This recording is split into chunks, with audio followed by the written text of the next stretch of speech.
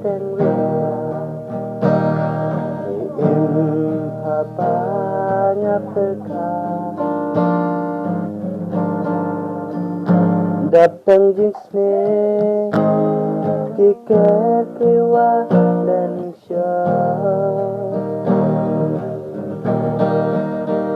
menjabat noblah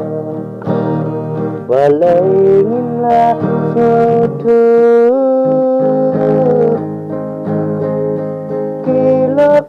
berkai kang sipor kisah janon